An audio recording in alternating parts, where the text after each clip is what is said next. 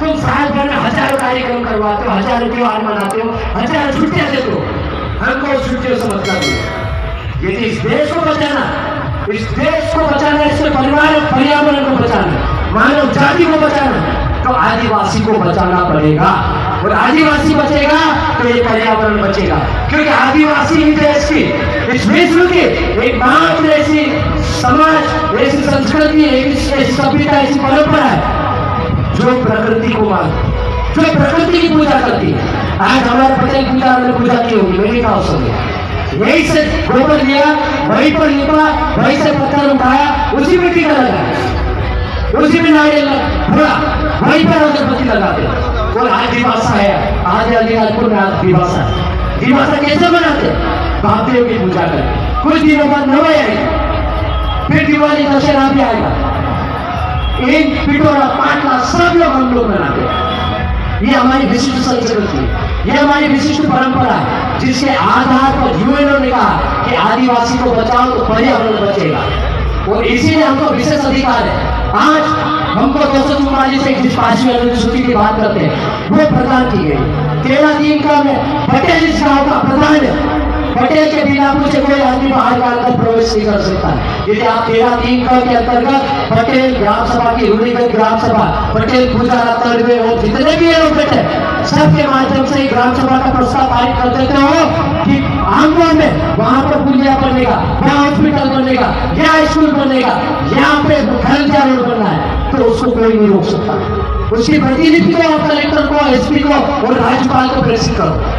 लेकिन हमको संवैधानिक जानकारी नहीं है, हमको हमारे संवैधानिक हक अधिकारों का पता नहीं है। और ये हक अधिकारों की हम बात करते हैं तो छत्तीसगढ़ में नक्सली का ठप्पा लगा दिया जाता है।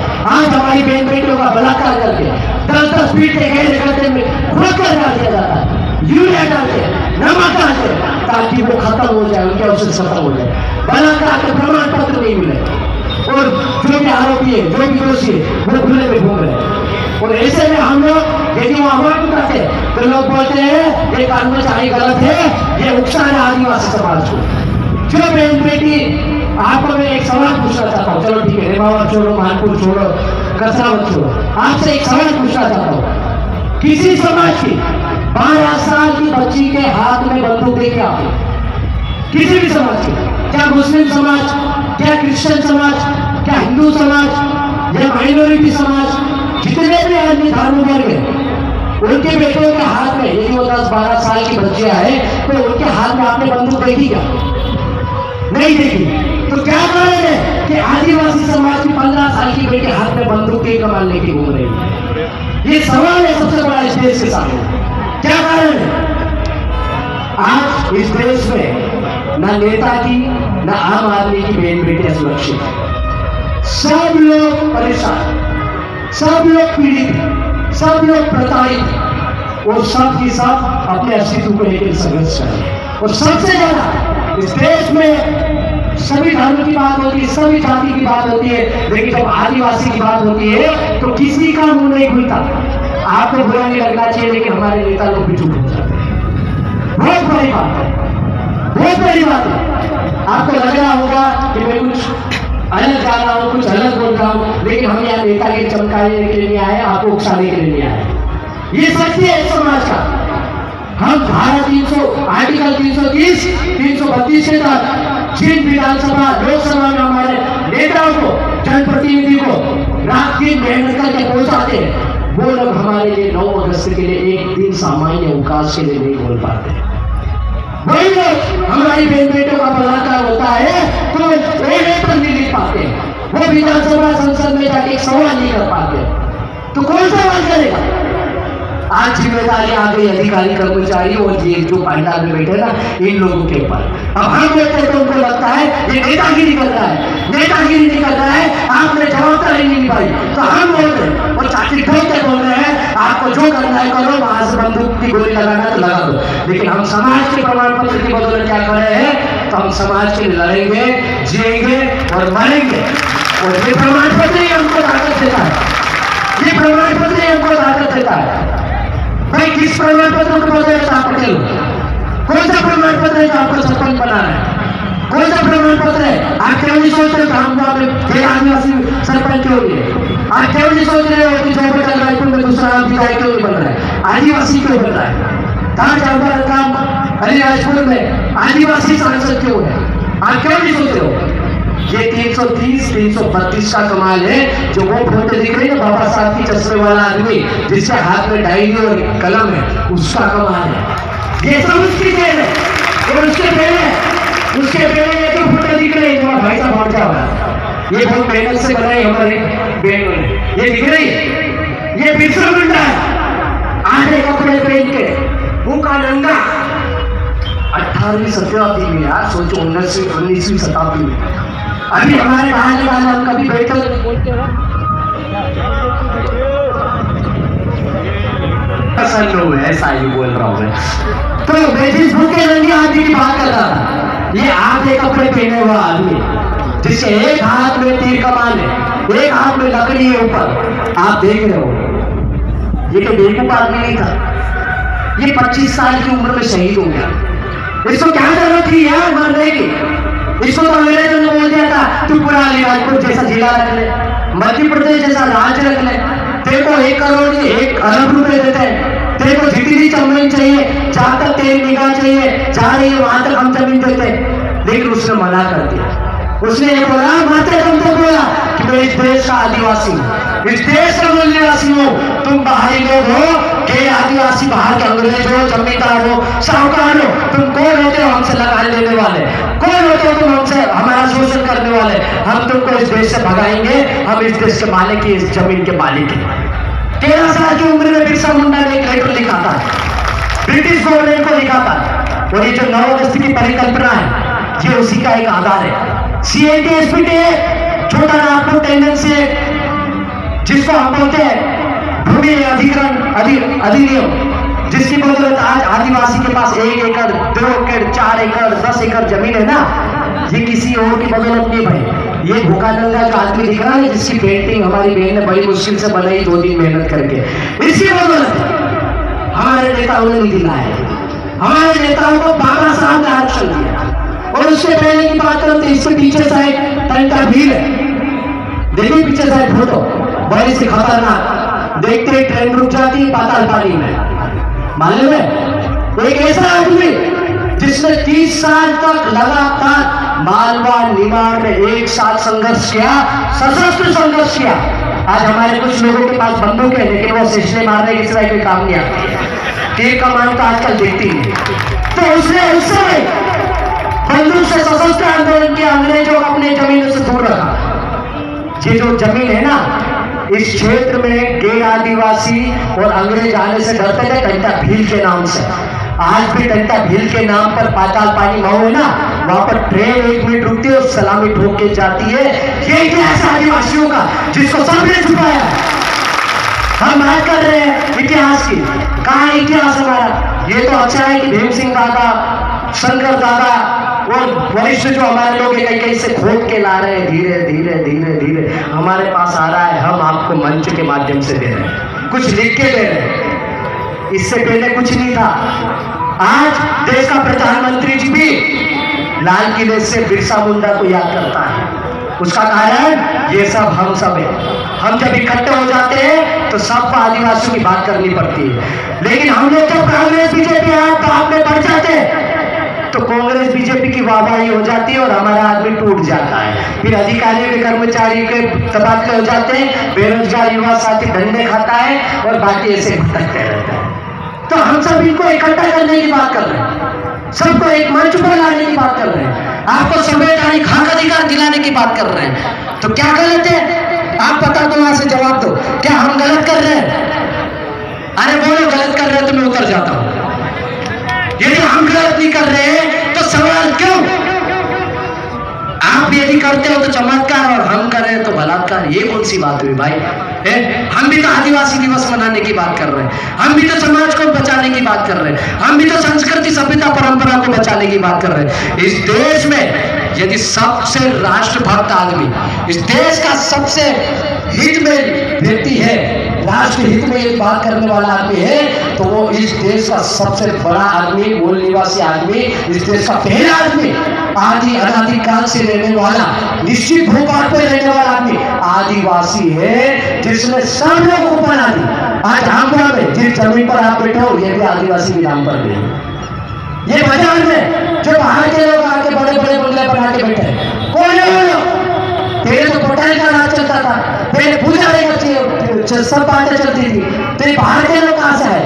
आज बड़ा सवाल खड़ा होता है कि गुजरात, महाराष्ट्र, यूपी, बिहार के लोग आते हैं हमारे देश में, हमारे प्रदेश में और हमारे जिले में बड़े बड़े बंगले बना के खड़े हैं, और हमारा आदमी गुजरात में जाके मजदूरी कर रहा है। क्या कारण है? सवाल क्यों नहीं करते हो यार?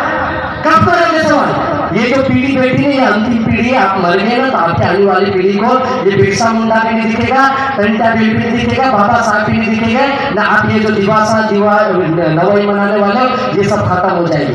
क्या कर लो? क्या आरक्षण की बात मत करो, आरक्षण लगभग खत्म हो गया, प्रमोशन नहीं हो रहा। हमारे अधिकारी कर्मचारी जहां थे वही रिटायर हो रहे। बेरोजगार युवा 10-10, 15 साल से इंदौर, भोपाल, दिल्ली में कोचिंग कर करके थक गए, खेत को गिरवी रख के, सोना चांदी गिरवी रख के मेहनत कर रहे हैं, मजदूरी कर रहे हैं, पार्ट टाइम जॉब करके नौकरी की तलाश कर रहे हैं, लेकिन नौकरी नहीं मिल रही है। भोपाल में जाते हैं प्रदर्शन करने तो डंडे पड़ते हैं, दिल्ली जाते हैं तो भी डंडे पड़ते हैं। किससे अपमान हो जाओ? कौन आवाज उठाएगा आपकी? कौन बोलेगा आपके लिए? ये सवाल आपके अंदर होना चाहिए। आज गैर आदिवासी के 4 लोग रहते हैं, 4 लोग यदि किसी नेता के पास चले जाते हैं तो उनका सामुदायिक भवन आदि घाट बन जाता है। आपसे मेरा एक सवाल है, क्या अलीराजपुर जिले में जिला मुख्यालय पे या तहसील मुख्यालय पे कोई आदिवासी सामुदायिक भवन नहीं? क्या अरे है क्या? क्यों नहीं है? ये 5वें अनुसूचित क्षेत्र है, 244 एक लागू होती है, 13(3) का एक लागू होती है, तो क्यों नहीं हमारे आदिवासी समाज का सामुदायिक भवन है? कोई नहीं बोलने दे रहा है। चला हम बोलते हैं हम इस देश के मालिक है, हम बोल रहे हैं जमीन के मालिक हम है, हम बोल रहे हैं हमारे अनुसार देश चलेगा। अरे काय का देश हमारे अनुसार चल रहा है? अधिकार हमारे लिए। बाबा साहब ने बोला था, गोदावरी के आंदोलन में वो रोए थे, पूरे आंदोलन में कम से कम 50,000 लोगों के सामने बोले कि मुझे मेरे पढ़े लिखे लोगों ने धोखा दिया, और वो रोए थे।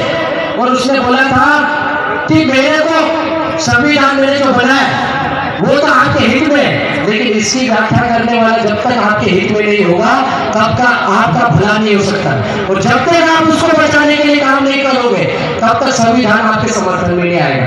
आज हम बाबा साहब की जीवनी लेकर घूमते हैं, आज हम संविधान की किताब लेकर घूमते हैं, आज हम टंटा भीड़ की जीवन का आपको परोसने का काम करते, बिरसा मुंडा के जीवन को आपको बताने का काम कर रहे हैं, तो क्या गलत कर रहे हैं? यही तो सवाल जो आपके दिमाग में हम डालना चाह रहे हैं। आप घर जाके सोचना, दिवासा बनाओ वो अलग बात है, आप 2 पेड़ लगाओ वो अलग बात है, चाहे घोड़े खाओ वो अलग बात है, लेकिन आपके दिमाग में ये सवाल जाना चाहिए यहाँ से कि क्या कारण है कि जिला मुख्यालय पर, तहसील ब्लॉक मुख्यालय पर आदिवासी समाज का सामुदायिक भवन क्यों नहीं है? क्या कारण है कि हमारे समाज की समस्याओं का समाधान सांसद, विधायक महोदय वहां जाकर नहीं उठाते हैं? क्यों नहीं वो बहस करते हैं? आज हमारे जिले में श्री चंद्रशेखर आजाद आज से 15 किलोमीटर दूर बाबरा में इस देश के सर्वोच्च बलिदान देने वाले, उनके नाम पर एक मेडिकल कॉलेज है। इस समाज के, इस जिले के आधारभूत आधार स्तंभ जीतू किरार, नाम सुना आपने? जीतू किरार का नाम सुना है? वो रॉबिन हुड थे, जैसे टंटा भील थे ऐसे रॉबिन हुड थे। अंग्रेजों को लूटकर हमारे जैसे आधे अधूरे नंगे कपड़े वाले आदिवासी भूखे नंगे लोगों को खाना खिलाते थे, कपड़ा देते थे। उनके नाम पर आज एक गैजेट नहीं है, एक सर्टिफिकेट नहीं है, एक इतिहास लिखा नहीं गया, उनकी एक मूर्ति स्थापना नहीं हुई। प्रतिदादा भूरा रिंगोल में उनका भी कोई नाम और निशान नहीं। 4-5 साल पहले मैं गया था, एक भाषण दे के आया था, और 1 साल पहले वहाँ पे शेड लगा है। ये स्थिति हमारे आदिवासी समाज के क्रांतिकारी के साथ है। भाई आपके बीच में हम लोग यदि खड़े और आप यहाँ यदि बैठो तो ये बाबा साहब, ये टंटा भील, ये बिरसा मुंडा, इनकी बदौलत है। आपको कहीं मुफ्त में सब कुछ नहीं मिला है, इस चीज का ध्यान रखना। और चिट्ठी आ गई है, भाई जमरा ने बोल दिया है, तो मैं बात को खत्म करते करते एक दो लाइन बोलना चाहूंगा और एक ही सवाल करूंगा मैं आपसे। यदि कोई आपसे एक ही सुर में यदि जवाब मिलेगा तो अच्छा लगेगा। यदि कोई समाज की बात करता है, जैसे अभी कोरोना काल हुआ, कोरोना काल में कई लोग हमारे मारे गए, बेमौत मारे गए, इलाज के अभाव में मारे गए। उनके लिए हम लोग लास्ट में श्रद्धांजलि देंगे, उनके प्रति हमारी श्रद्धांजलि, विनम्र श्रद्धांजलि अर्पित करते हैं, लेकिन उनकी गिनती हमारे बीच में नहीं है। लेकिन यदि समाज का कार्य करते हो आप, यदि समाज के सच्चे कार्यकर्ता हो जो लोग बैठे हैं, और यदि इसी समाज का कार्य करते हुए कल को कुछ होता है आपके साथ में, तो मुझे ऐसा लगता है कि नीतीश अलावा के नाम पर या नीतीश अलावा के लिए जो आप लोगों ने जोरबेट में प्रदर्शन किया था, वैसे इसमें से यदि छोटा बच्चा भी, नाबालिग 4 साल का बच्चा भी, उसके साथ यदि कुछ गलत होता है तो भविष्य में यह आदिवासी पार्टी को नहीं देखेगा, दल को नहीं देखेगा। जाति धर्म, ये भील भिलाला पटला बारेला, ये फोकटी बातें मत करा भाई, ये इसकी जरूरत नहीं है। अभी समाज को संगठन से ज्यादा संगठित रहने की जरूरत है। नहीं तो आपका दुश्मन 4 संख्या उनकी वो ऐसे रहता है, और आपकी संख्या 4 लाख है, उसके बाद भी आप एक बार खड़ा या खड़ा फलाना ढिमका दिख ही नहीं रहो साथ में, तो इनको इकट्ठे करने की बात कर रहे हैं। तो हम ऐसा माहौल बनाना चाह रहे हैं कि हमारे समाज में यदि 4 साल के बच्चे के साथ भी गलत होता है तो पूरा समाज, पूरा जिला बंद करके एक साथ उस विरोध में प्रदर्शन करना चाहिए। क्या आप सही पे तैयार हो उसके लिए? अरे तैयार हो कि नहीं हो? ये बताओ, तालियां बजाने से काम नहीं चलेगा, क्योंकि मैं अगली बार ये हमला के मंच पे नहीं आऊंगा। आप बताओ तैयार हो कि नहीं हो? तो आपको बलिदान देना पड़ेगा, और बलिदान सबसे पहला अधिकारी कर्मचारी का ट्रांसफर होगा, दूसरा किसी का निलंबित होगा, बेरोजगारी में आपको लट खाने पड़ सकते हैं, उससे ज्यादा उसका कुछ नहीं होगा। बाकी हमारे भूखे नंगे बच्चे तो हमारे साथ में रात दिन रहते हैं, तो उनका हमको टेंशन नहीं, हम हमारा पेट भूखा रख के उनका पेट भर लेंगे। लेकिन समाज के नाते समाज को एक मंच पर लाकर ये छोटी छोटी बात मत करो, भील भिलाला पटला बारेला संगठन फंगठन ये कुछ नहीं है। नीले पीले हरे नाले जितने भी ये गमछे वमछे भी कुछ नहीं है। समाज बड़ा है, इस समाज की जनसंख्या बहुत बड़ी है, और इस समाज का अस्तित्व बहुत बड़ा है, इसकी संस्कृति सभ्यता परंपरा बहुत बड़ी है जो विश्व मानता है, इसीलिए 9 अगस्त मिला आपको। तो इसको हम बचाने की बात कर रहे हैं। बाकी अब हम बाकी वो वक्ता है उनको भी समय देंगे। बीच में माइक भी बंद हो गया था, बाद में बिरसा मुंडा प्रसन्न हो गए तो माइक चालू हो गया। अब जाते जाते मैं नारे तो लगवा दूंगी, नारे लगाएंगे? चलो ठीक है, बहुत बहुत धन्यवाद। अब नारे लगाऊंगा, आदिवासी में लगाऊंगा, क्योंकि अभी तक मैं हिंदी बोल रहा था, अब आदिवासी में लगाऊंगा। कोई नहीं है भाई, तो जाते रहो कान्या नहीं है तो जाते रहो।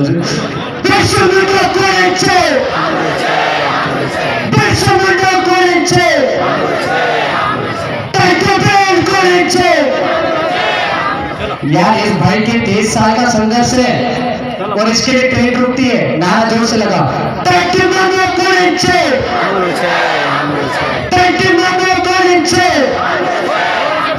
बाबू साहब को नीचे, बाबू साहब को नीचे, जय हिंद, जय भारत, बहुत बहुत धन्यवाद। जय आदिवासी, जय जिंदाबाद।